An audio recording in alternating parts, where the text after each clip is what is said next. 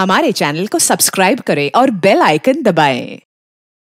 तुम कायर हो, कायर। तुम सिर्फ बातें कर सकते हो, सिर्फ बातें। तुम्हें कुछ नहीं आता है। तुम है तो कुछ करो, करो कुछ। तुम्हें मेरी आवाज आ रही है? अगर मेरी आवाज आ रही है तो जैसा मैंने कहा है तुम्हें करना होगा। मार दो उसे।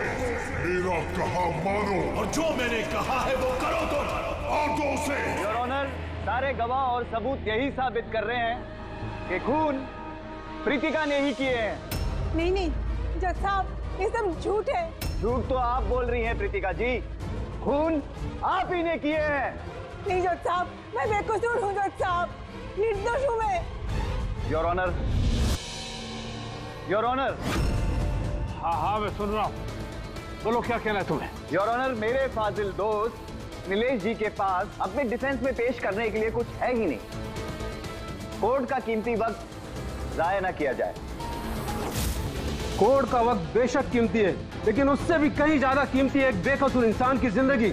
मैं ये साबित कर दूंगा। मेरा कहा मानो और जो मैंने कहा है वो करो। Order order. फैसला सुनाने से पहले अदालत 2 घंटे के लिए स्थगित की जाती है। That's all.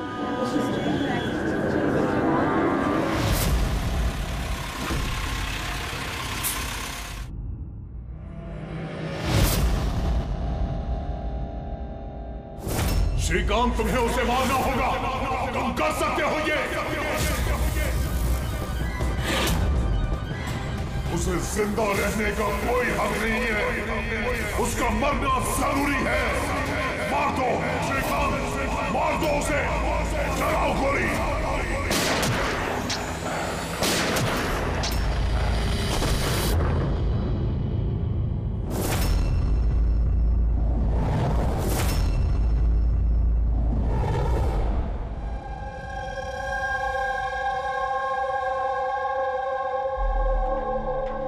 इन लोगों का कहना है कि प्रीतिका यहाँ पर थी जब जज श्रीकांत यहाँ पर आए और उन्होंने उस पर गोली चलाई।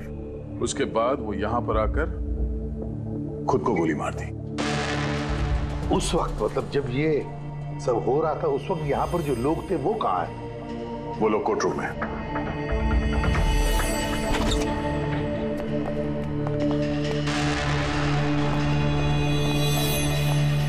जरा डिटेल में बताइए क्या हुआ यहाँ पर।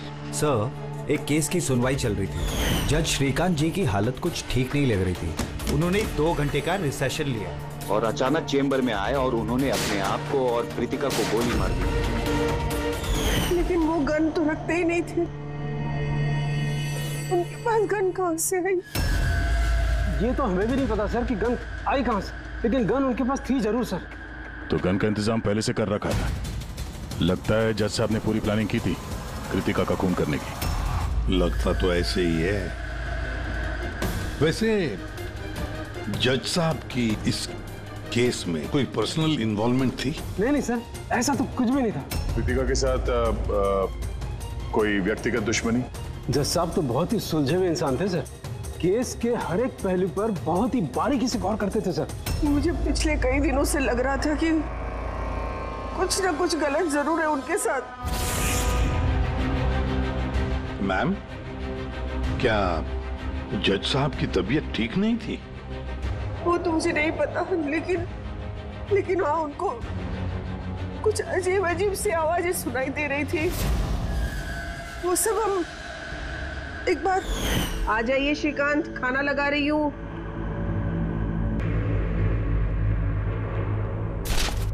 इन पड़ोसियों की जुबान पे लगा भी नहीं, जब देखो अनाप शनाप बकते रहते हैं। अरे क्या हुआ श्रीकांत, इतना क्यों चिढ़ रहे हो? पहले जाके इन पड़ोसियों का मुंह बंद करो, नहीं सुननी मुझे उनकी बकवास। कैसी बातें कर रहे हो श्रीकांत? पड़ोसी के बेचारे पिछले 1 महीने से लंदन गए हुए और उनकी आवाज यहाँ तक कैसे आ सकती है?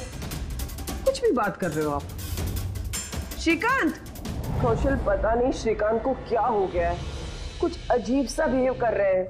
और पता है तुम्हें, उसे पड़ोसियों की आवाज सुनाई दे रही है जबकि वो घर बंद है, वहां पे कोई नहीं है। किसे बता रही हो? किसे बता रही हो? और तुम क्या समझती हो? तुमसे झूठ बोल रहा हूं मैं? पूरा बात ऐसे, नाटक बंद करो। बताओ, तुम लोगों ने इस घर में क्या छुपा रखा है? बताओ मुझे, बताओ। मैं सब जानता हूं, सब जानता हूं मैं। तुम मुझे पागल बनाने की कोशिश कर रही हो ना? हैं? श्रीकांत, ये तुम्हें क्या हो गया है? हाँ, अपनी हालत देखो क्या बना के रखी है। तो यहाँ पे कोई नहीं है, किसकी आवाज सुनाई दे रही है तुम्हें? सुनाई दे रही है मुझे, उनकी आवाजें सुनाई दे रही। यही है, यही है। लेकिन मैं किसी की नहीं सुनूंगा, किसी की नहीं सुनूंगा। कहीं उन्हें कोई दिमागी बीमारी तो नहीं थी?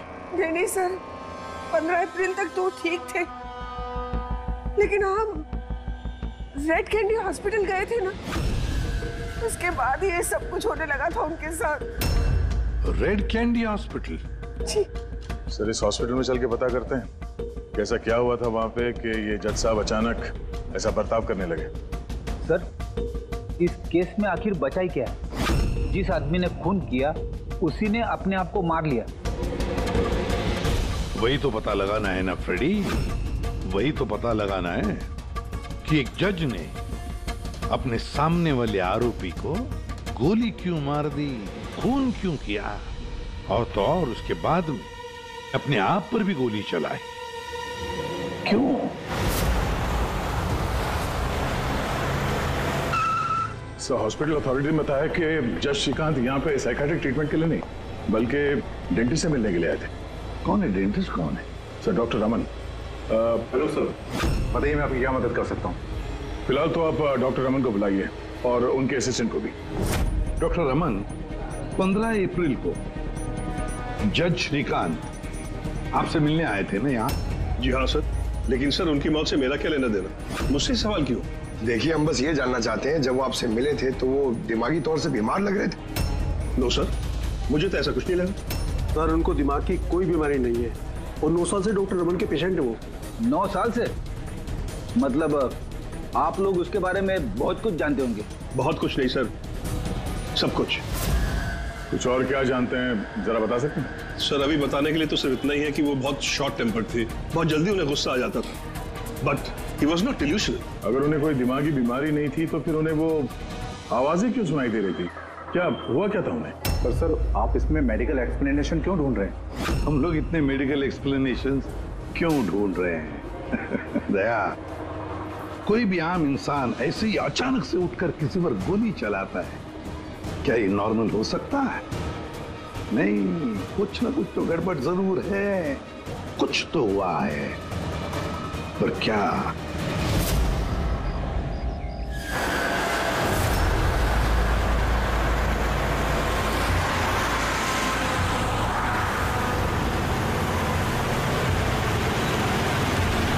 वीरेन, तुम बेकार की चिंता करते हो।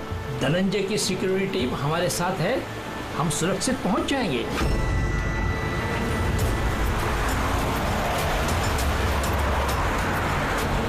वो बात तो ठीक है, लेकिन आपको धमकियां मिल रही हैं। देखो वीरेन, हमारे कामों में धमकियां मिलती रहती है और ऐसी धमकियों से मुझे डर नहीं लगता है।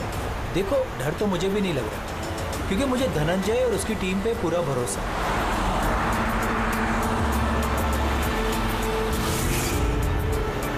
सर, हमने हॉल के 500 मीटर तक लोगों के जाने पर रोक लगा दी है और हर जगह सीसीटीवी से निगरानी की जा रही है। ये बहुत आसान है धनंजय, कायर मत बनो। हम जानते हैं इस काम को तुम पूरा करोगे, वो भी अपने हाथों से। तुम सुन रहे हो ना धनंजय? तुम बुज़दिल नहीं हो, नहीं हो तुम बुज़दिल। कायर मत बनो, इस काम को तुम पूरा करोगे। सर, क्या बता रहे थे तुम ब्लॉक बी के अरेंजमेंट के बारे में? सर, मैं ब्लॉक बी के बारे में बात नहीं कर रहा था। सर, आप ठीक है ना? आपकी तबीयत कुछ खराब लग रही है। मेरी तबीयत ठीक है, मैं ठीक हूँ।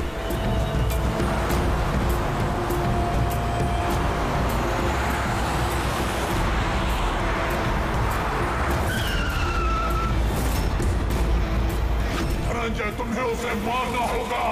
खत्म कर दो उसे, मार दो धनंजय, मार दो। गाड़ी रोको।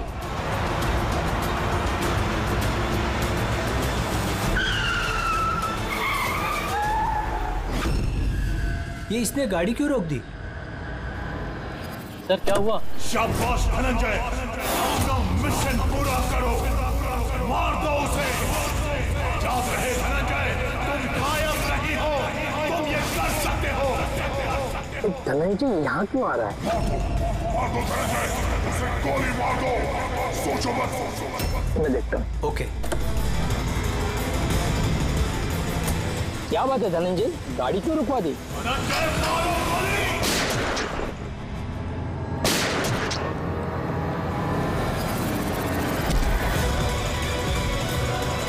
ओह माय गॉड! संजय जी, आपको क्या हो गया? धनंजय, ये क्या कर दिया तुमने?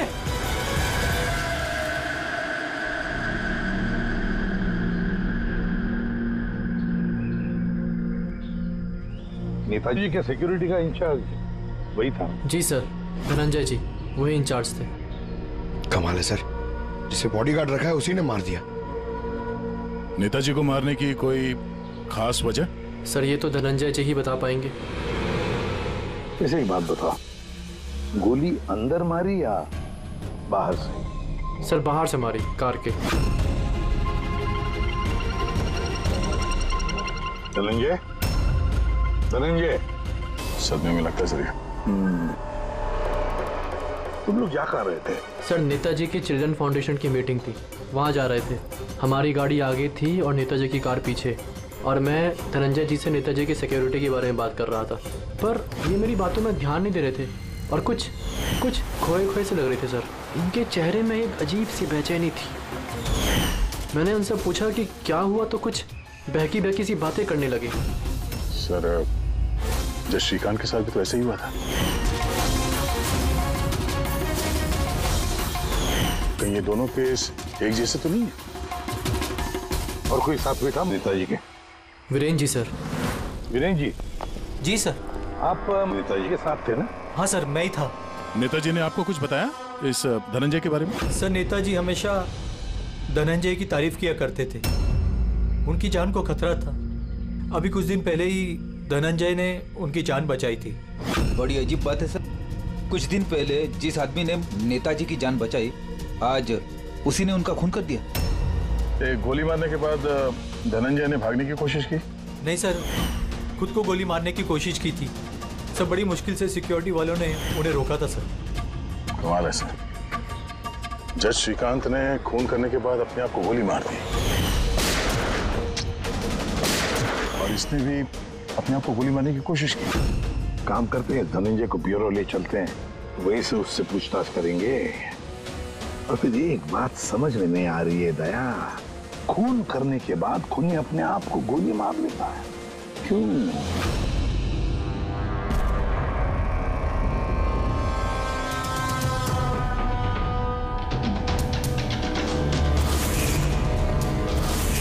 बस डॉक्टर बीना ये क्रिमिनल साइकोलॉजी में रिसर्च कर रही है। हाँ, इन्हीं दोनों केस के बारे में बता दिया? Yes boss.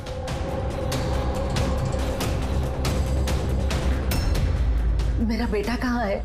मुझे उससे मिलना है। श्री नेताजी के सिक्योरिटी इंचार्ज धनंजय की माँ। उसे यहाँ क्यों लाए हो? देखिए, आपके बेटे ने नेताजी का खून किया है। जी नहीं, मेरा बेटा किसी की हत्या नहीं कर सकता। वो तो खुद बीमार है, उसकी दिमागी हालत ठीक नहीं है। क्या बीमारी है आपके बेटे को? पिछले कुछ दिनों से उसे कुछ आवाजें सुनाई देती है।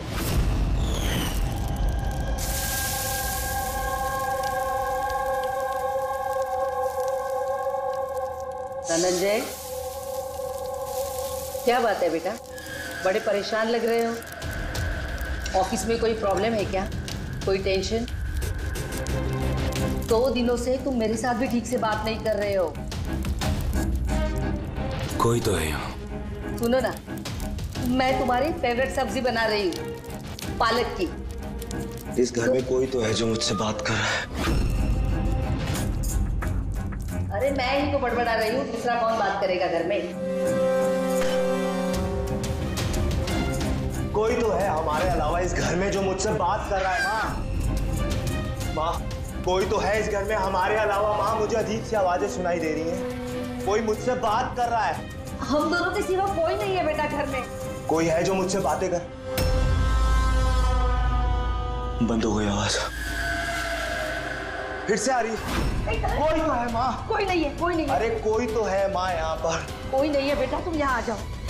लगता है तुम्हारी तबीयत ठीक नहीं है, अभी डॉक्टर के पास जाना चाहिए। लेकिन ऐसा तो स्किज़ोफ्रेनिया में होता है।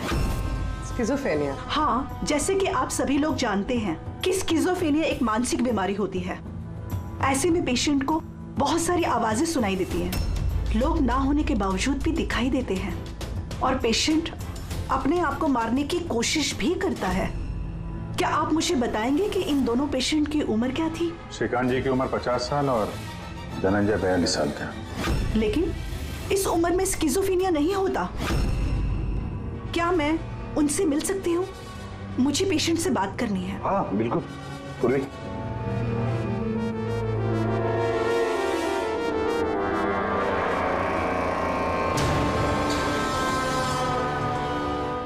धनंजय, तुमने संजीत को क्यों मारा?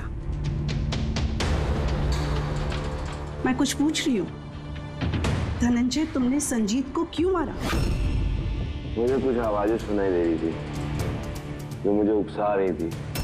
कह रही थी कि मैं बुज़दिल हूँ, कायर हूँ, मैं किसी का खून नहीं कर सकता। और उस आवाज ने मुझे इतना उकसाया कि मैंने खून कर दिया।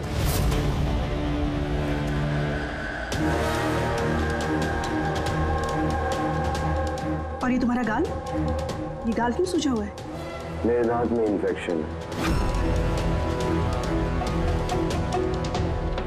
जज श्रीकांत, उनके दांत में भी इन्फेक्शन था सर?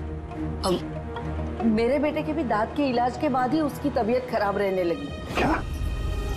दांतों का इलाज करवाया उसके बाद में तबीयत खराब हो गई? किस डेंटिस्ट के पास इलाज करवा रहा था वो?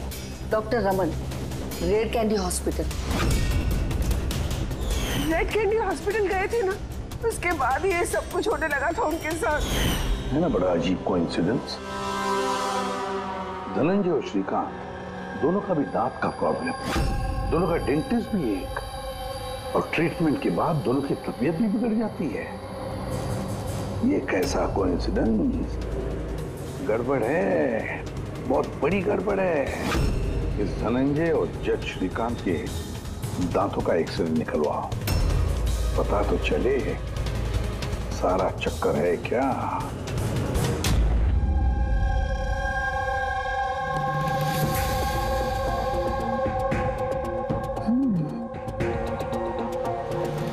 ये क्या हो सकता है? सर, ये देखिए। क्या? ये मार्क्स। हाँ यार, दांतों में ये क्या है? फॉरेन ऑब्जेक्ट जैसा। एग्जैक्टली, ऊपर से दोनों आदमियों के दांतों में।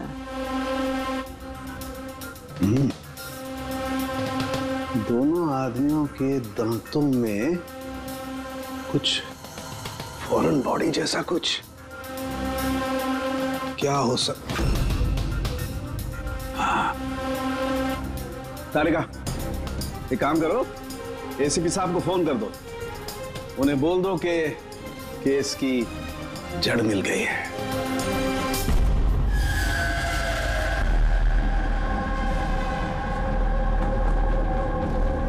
ये देखो बॉस, दोनों के दांतों में इस तरीके की चिप।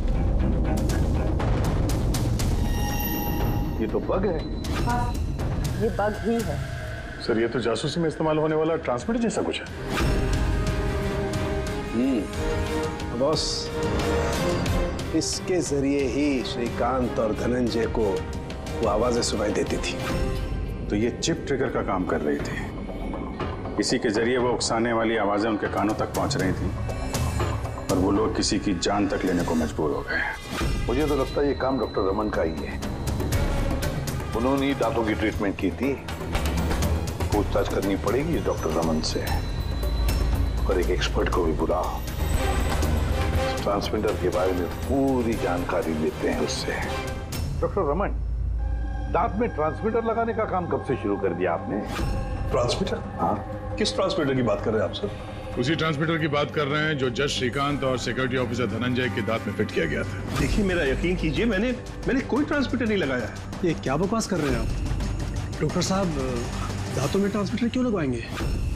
सर आप हमारे हॉस्पिटल को बर्बाद करने पे तुले हैं। डॉक्टर रमन हमारे हॉस्पिटल के जिम्मेदार डॉक्टर हैं सर। ये इस तरह का काम हरगिज नहीं कर सकते। और इस तरह का काम यहाँ पे हुआ तो है।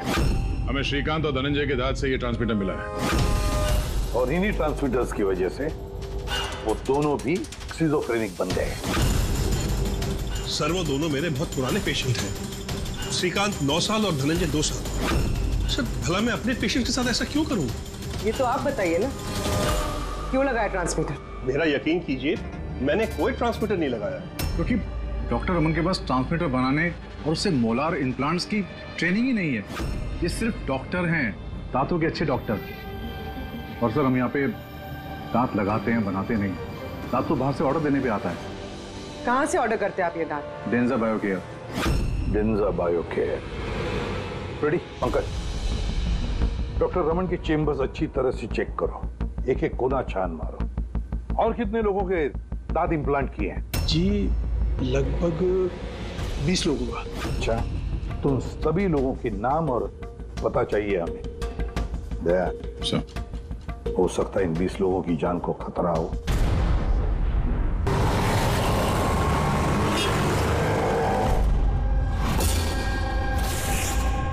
कुछ समझ में आ रहा है? हाँ सर, कुछ समझ में आ रहा है। यही कि ये ट्रांसमीटर जितना छोटा है उतना ही पावरफुल है। कितनी रेंज है इसकी? सर इसकी रेंज यही कोई 15 से 20 मीटर है। यानी अगर इस ट्रांसमीटर से किसी को कम्युनिकेट करना है तो उसे 15 से 20 मीटर के दायरे में रहना होगा। इसकी फ्रीक्वेंसी हम लोग ट्रैक कर सकते हैं? बिल्कुल ट्रैक कर सकते हैं, लेकिन उसके लिए हमें पहले ये जानना होगा कि ये ट्रांसमीटर कितने हर्ट्ज पे काम करता है। तो पता लगाओ कितने हर्ट्ज पे काम करता है ये, क्योंकि फ्रीक्वेंसी हमारे लिए बहुत जरूरी है। जहां पर ये फ्रीक्वेंसी एक्टिव होगी वहीं पर हमारा खोज ही होगा। ठीक है सर, आप थोड़ा सा वक्त दे दीजिए, मैं जल्दी पता लगाने की कोशिश करता हूँ। ठीक है। ये कहानी आके रुक जाती डॉक्टर रमन के नाम पर। सारा का सारा शक डॉक्टर रमन पे ही है। लेकिन सर वो अपने पुराने पेशेंट का खून क्यों करेगा? हाँ सर, हॉस्पिटल एडमिनिस्ट्रेटर बता रहा था कि ऐसा ट्रांसमीटर बनाने की काबिलियत डॉक्टर रमन में नहीं है। तो शक के घेरे में तो ये कविता और वीरेन भी है। हो सकता है इनमें से किसी ने मारा। हो सकता है, बिल्कुल हो सकता है, लेकिन ये जो भी है वो 15 और 20 मीटर के दायरे में ही काम कर रहा है। जो 20 लोगों के बारे में क्या पता चला? नहीं सर, उनका आपस में कोई कनेक्शन नहीं है। यहाँ तक कि श्रीकांत और धनंजय ये भी एक दूसरे को नहीं जानते। फिर भी अभी उन 20 लोगों से जाकर मिलो, उनसे पूछो क्या उनके साथ भी वैसे हो रहा था जैसे धनंजय और श्रीकांत के साथ हो रहा था क्या? और एक बात, लॉर्ड चेम्बर और चेंबूर पता लगा वहां पर कितने सेलफोन एक्टिव थे उस खून के दौरान। और देख उस दांत बनाने वाली कंपनी में जाकर पूछताछ करो, देखो कौन हो सकता है जो दांत में ट्रांसमीटर फिट कर सकता है।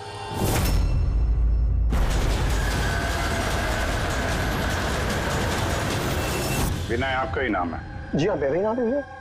सॉरी मैंने आपको पहचाना नहीं। हम सीआईडी से। सर मुझसे कोई गलती हुई क्या?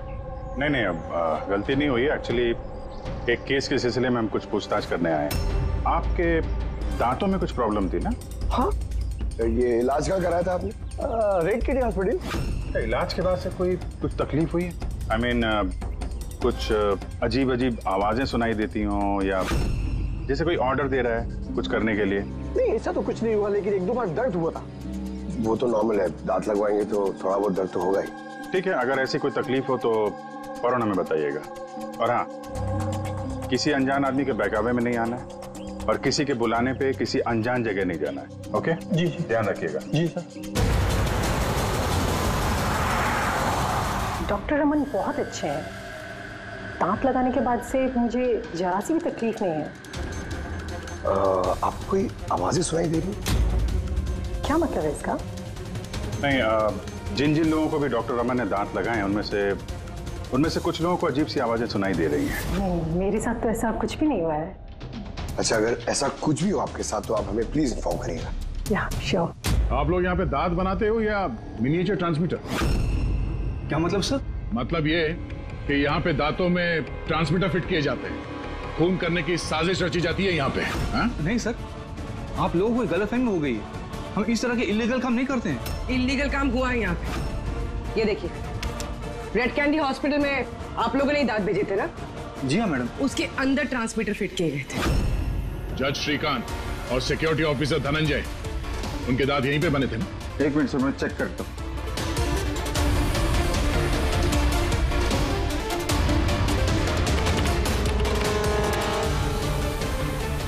हाँ सर, दांत तो यही बने हैं, लेकिन अगर वो हमारी एम्प्लॉय रूपाली होती जिसने ये दांत बनाए हैं तो सच्चाई पता चल जाती।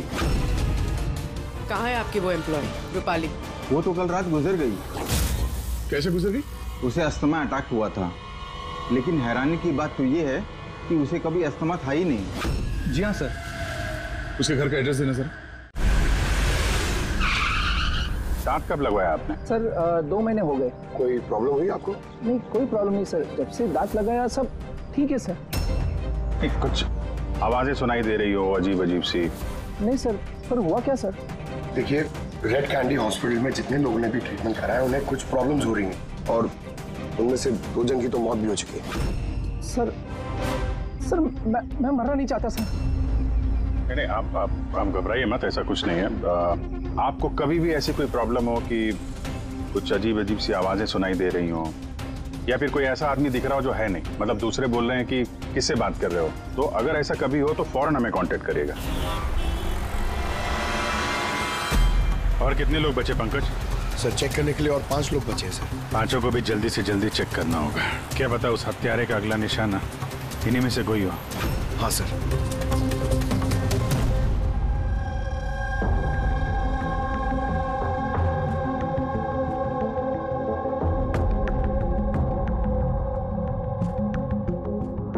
हाँ भाई, पता चला कि नहीं कुछ?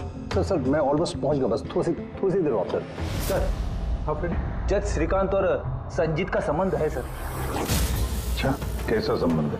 सर ये केस फाइल देखिए। 2009 में एक डॉक्टर रिसर्च कर रहे थे, लेकिन उसकी ग्रांट नेताजी संजीत ने कैंसिल कर दी। और इस डॉक्टर का प्रैक्टिस करने का लाइसेंस कैंसिल किया नेताजी संजीत ने और उसे सजा सुनवाई जज श्रीकांत। नाम है डॉक्टर ललित। सर ये डॉक्टर ललित है कौन? पता लगाना पड़ेगा ये डॉक्टर ललित है कौन और किस बात पर रिसर्च कर रहा था। तो आपकी बेटी ने टूथ इम्प्लांट करवाया था? हाँ, अभी 2 दिन पहले ही कराया था इम्प्लांट रेड कैंडी हॉस्पिटल से। सर जिस दिन से टूथ इम्प्लांट करवाया है अजीब अजीब बातें करती है और बहुत डरी हुई भी है। मॉम क्या हुआ, कुछ चाहिए? कोई आया क्या घर में? कोई भी तो नहीं। नहीं मॉम, कोई तो है घर में। मैं हूँ, तुम हो और पापा तो हांगकांग में है, और कोई आएगा तो बेल बजाएगा ना। बेल भी तो नहीं बजी है। पता नहीं मॉम क्या हो रहा है, जब से सोकर उठी हूँ ऐसा लग रहा है कि घर में कोई है और मेरे बारे में अजीब अजीब सी बातें कर रहे हैं मुझसे। समझ में नहीं आ रहा है। मेरी तबीयत तो ठीक है। कोई सपना देखा क्या? नहीं मॉम, कोई सपना नहीं देखा। लगता है मेरे कान बज रहे हैं। मॉम प्लीज एक काम करो, मुझे 1 कप चाय दे दो मेरे रूम में, मेरा सर घूम रहा है। तो अभी जिया कहाँ है? उसे मैंने साइकियाट्रिस्ट के पास भेजा है, बैंड्रा। देखिए आप उस साइकियाट्रिस्ट का एड्रेस दीजिए, हमारा अभी उससे मिलना बहुत जरूरी है। नंबर लेना। जिया, आज तुम्हें वो काम खत्म करना है। तुम्हें उसे किसी भी हालत में मारना है। जिंदा मत छोड़ना उसे, मार दो उसे। आज उसका अंत होना ही चाहिए।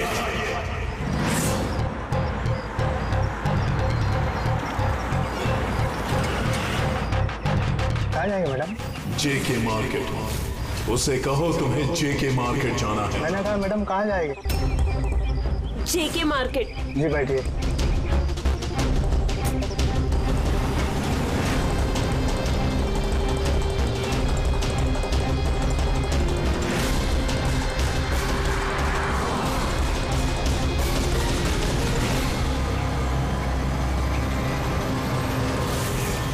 तुम डरपोक हो तुम, कुछ नहीं कर सकती तुम, 1 नंबर की डरपोक हो। झूठ, मैं डरपोक नहीं हूँ। और मैं किसी को नहीं मार सकती। मैडम आपने मुझसे कुछ कहा? हाँ अब नहीं, मैंने कुछ नहीं कहा। नहीं, कुछ नहीं कहा मैंने। मैं कहाँ बात कर रही हूँ?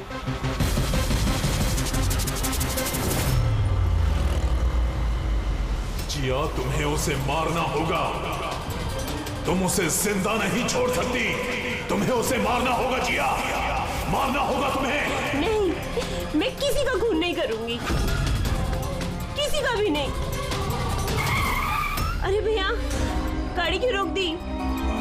मैडम गाड़ी आगे नहीं जाएगी। क्यों नहीं जाएगी? मैंने कहा ना मैडम, गाड़ी आगे नहीं जाएगी। अगर ले जाना ही नहीं था तो बैठाया क्यों? मैडम आप उतरती है या मैं गाड़ी से उतर जाऊं?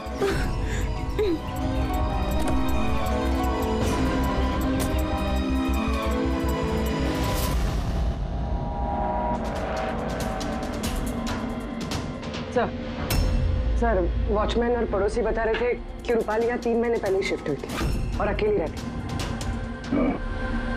फिर चेक करते हैं अच्छी तरह से।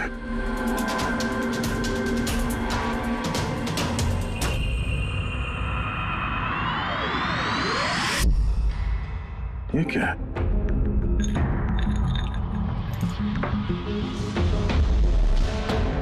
इतने सारे एयर ट्रांसमिटर्स।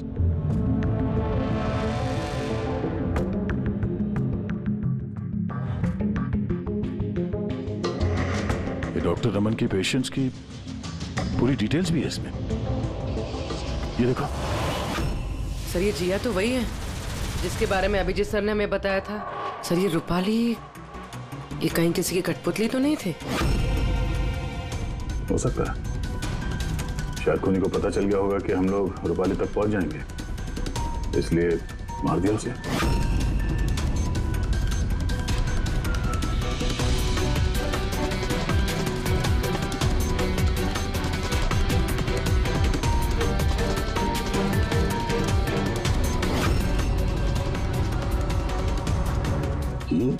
ये नेताजी, संजीत, वीरेन और जिया, इन तीनों के चेहरे पे रेड सर्कल।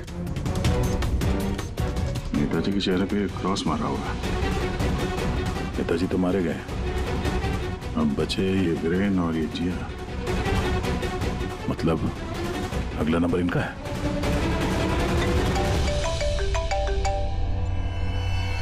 हाँ जी, ये जिया साइकेट्रिस्ट से मिलने के लिए गई थी, लेकिन वहां पहुंची ही नहीं है। अच्छा, हमें यहाँ रूपाली के घर में एक तस्वीर मिली है जिसमें नेताजी, संजीत, वीरेन और जिया है। ये नेताजी के चेहरे पे तो क्रॉस मारा हुआ है, पर इन दोनों के चेहरे पे लाल पेन से सर्कल बना हुआ है। कहीं ऐसा तो नहीं कि ये जिया वीरेन को मारने के लिए गई है? एक काम करो, तुम वीरेन को अलर्ट करो, पता करो वो कहाँ है। तब तक मैं जिया की लोकेशन ट्रैक करता हूँ और हम लोग मिलते हैं। ओके? या सर, वीरेन को फोन लगाना।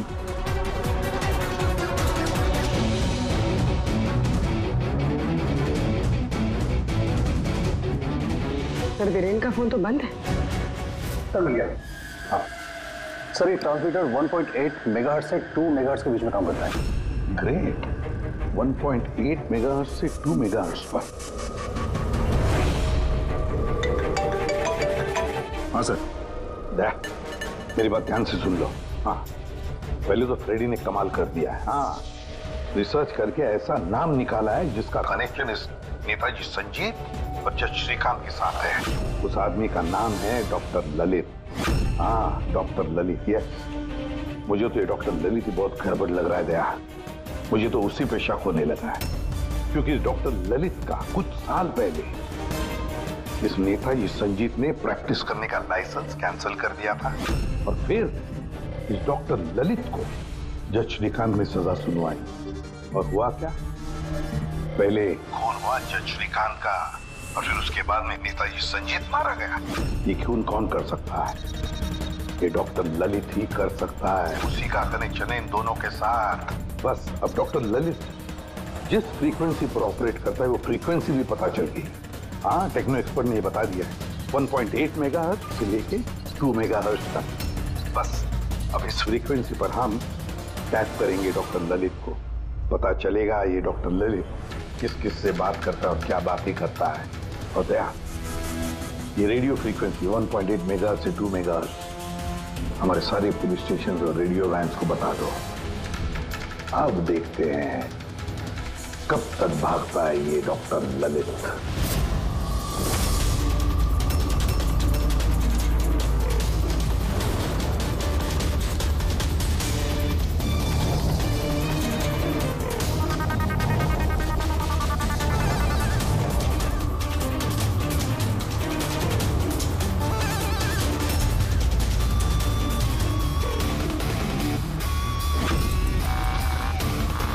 इस फ्रीक्वेंसी पे कोई हरकत नजर नहीं आ रही। जब भी बोलेगा पकड़ा जाएगा। पूरी मुंबई इस फ्रीक्वेंसी को हर 5 किलोमीटर में ट्रैक कर रही है। अगर जिया वीरेन को मारने निकली है तो वो खूनी 1.8 या 2 पे जरूर आएगा।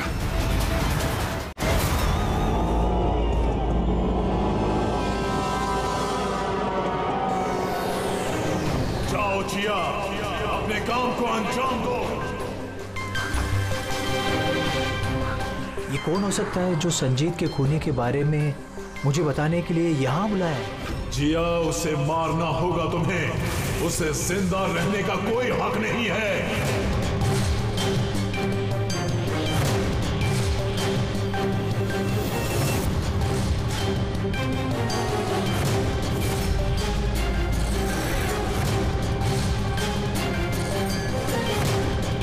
ज्यादा सोचो मत, मार दो जिया, उसे मार दो। उसे जिंदा रहने का कोई हक नहीं है। उसकी तरफ देखो, पहचानो उसे, वो तुम्हारे सामने है। उसे जिंदा रहने का कोई हक नहीं। उसी की आवाज है। फ्रीक्वेंसी लोकेट करो। देखो, अपनी बैग से गन निकालो।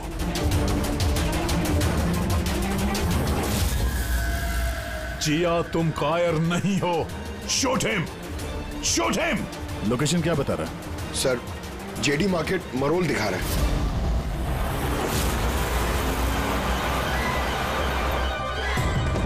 कम ऑन जिया, मारो, मारो उसे। उसे जीने का कोई हक नहीं। तुम लड़की हो जिया, डरो मत। चला दो गोली, मारो उसे। स्लीपर दबाओ जिया। चलाओ गोली। Yes, come on Jiya. Sir, ये क्या हो रहा है? ये मुझे क्यों मारना चाहती थी? किसी ने मुझे फोन करके बुलाया कि संजीत की खूनी के बारे में बताने वाली थी। घबराइए नहीं, ये सब एक प्लान था। आप अभी सेफ है, आप जा सकते हैं। Okay sir, thank you. तो खूनी यहीं कहीं होगा। भीड़ में मिक्सअप हो गया है। सिग्नल यहीं है, देखते हैं।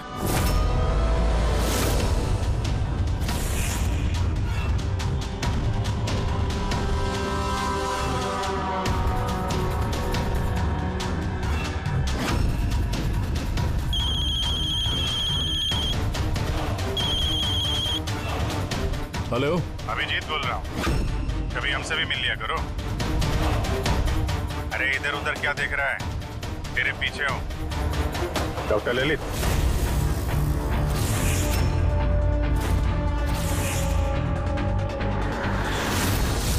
हॉस्पिटल के एडमिनिस्ट्रेटर पवन। मुजरिम चाहे कितने भी नाम बदल ले, चाहे कितने भी भेष बदल ले, एक ना एक दिन शिकंजे में फंस ही जाता है। क्यों? चलो।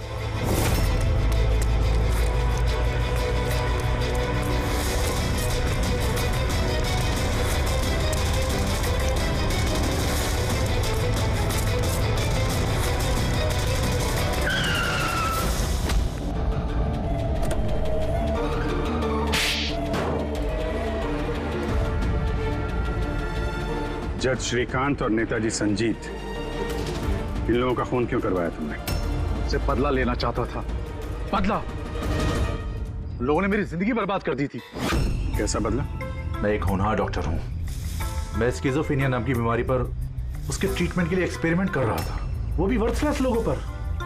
मेरी असिस्टेंट जिया ने एचओडी वीरेन को कंप्लेन कर दी और एचओडी वीरेन ने नेताजी संजीत से मेरी ऑफिशियल कंप्लेंट कर दी।